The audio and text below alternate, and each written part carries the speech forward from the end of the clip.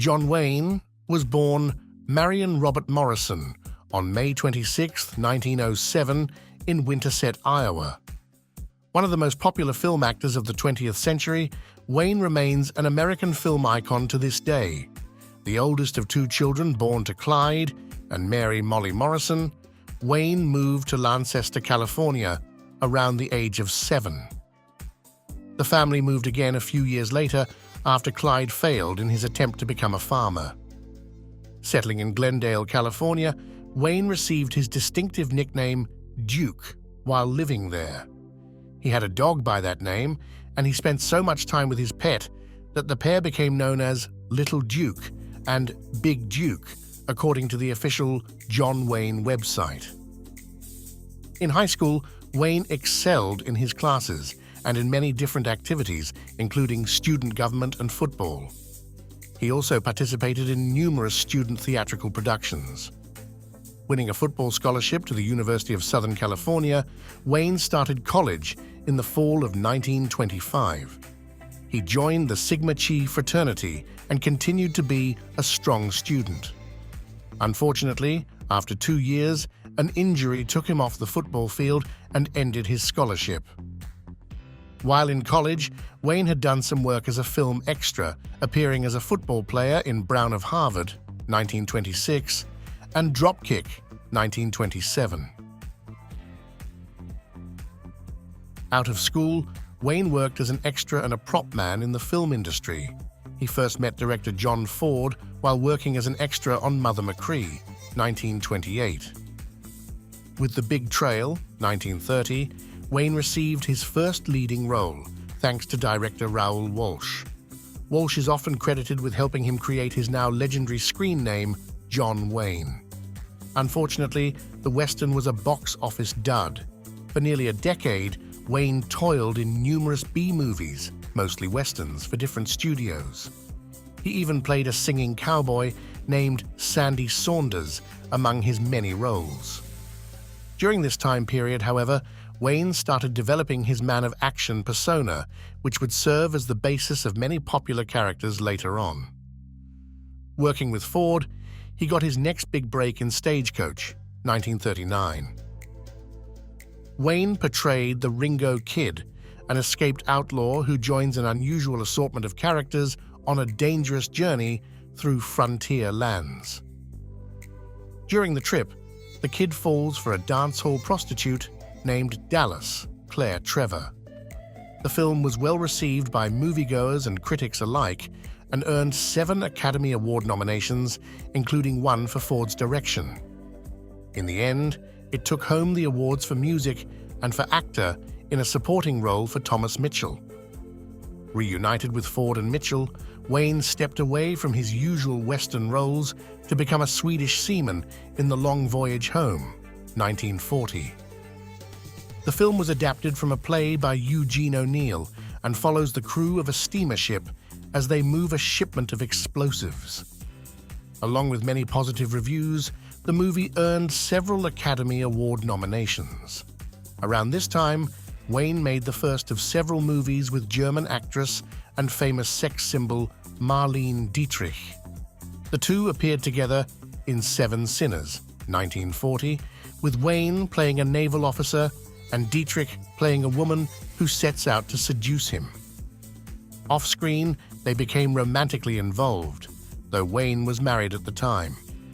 There had been rumors about Wayne having other affairs, but nothing as substantial as his connection to Dietrich.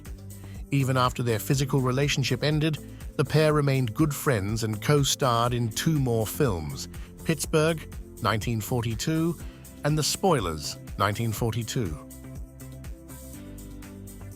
Wayne started working behind the scenes as a producer in the late 1940s. The first film he produced was Angel and the Bad Man, 1947. Over the years, he operated several different production companies, including John Wayne Productions, Wayne Fellows Productions, and Batjack Productions. Wayne's career as an actor took another leap forward when he worked with director Howard Hawks in Red River, 1948. The Western drama provided Wayne with an opportunity to show his talents as an actor, not just an action hero. Playing the conflicted cattleman Tom Dunson, he took on a darker sort of character. He deftly handled his character's slow collapse and difficult relationship with his adopted son, played by Montgomery Clift. Also around this time, Wayne received praise for his work in Ford's Fort Apache, 1948, with Henry Fonda and Shirley Temple. Taking on a war drama, Wayne gave a strong performance in Sands of Iwo Jima, 1949, which garnered him his first Academy Award nomination for Best Actor. He also appeared in two westerns by Ford, now considered classics. She Wore a Yellow Ribbon, 1949, and Rio Grande, 1950, with Maureen O'Hara. Wayne worked with O'Hara on several films, perhaps most notably The Quiet Man, 1952. Playing an American boxer with a bad reputation, his character moved to Ireland, where he fell in love with a local woman, O'Hara. This film is considered Wayne's most convincing leading romantic role by many critics.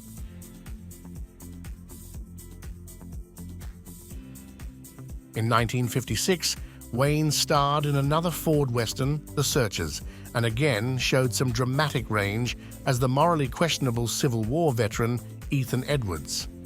He soon after re-teamed with Howard Hawks for Rio Bravo, 1959. Playing a local sheriff, Wayne's character must face off against a powerful rancher and his henchmen who want to free his jailed brother. The unusual cast included Dean Martin and Angie Dickinson. Wayne made his directorial debut with The Alamo, 1960. Starring in the film as Davy Crockett, he received decidedly mixed reviews for both his on- and off-screen efforts. Wayne received a much warmer reception for The Man Who Shot Liberty Valance, 1962, with Jimmy Stewart and Lee Marvin, and directed by Ford. Some other notable films from this period include The Longest Day, 1962, and How the West Was Won, 1962. Continuing to work steadily, Wayne refused to even let illness slow him down. He successfully battled lung cancer in 1964. To defeat the disease, Wayne had to have a lung and several ribs removed. In the later part of the 1960s, Wayne had some great successes and failures. He co-starred with Robert Mitchum in El Dorado, 1967, which was well received. Wayne won his first Academy Award for Best Actor for True Grit, 1969. He played Rooster Cogburn, an eye-patching drunkard and lawman who helps a young woman named Mattie, Kim Darby, track down her father's killer. A young Glenn Campbell joined the pair on their mission. Rounding out the cast, Robert Duvall and Dennis Hopper were among the bad guys the trio had to defeat. A later sequel with Katharine Hepburn, Rooster Cogburn, 1975, failed to attract critical acclaim or much of an audience. Wayne portrayed an aging gunfighter dying of cancer in his final film, The Shootist, 1976, with Jimmy Stewart and Lauren Bacall. His character, John Bernard Brooks, hoped to spend his final days peacefully, but got involved one last gunfight. In 1978, life imitated art with Wayne being diagnosed with stomach cancer. Wayne died on June 11, 1979, in Los Angeles, California.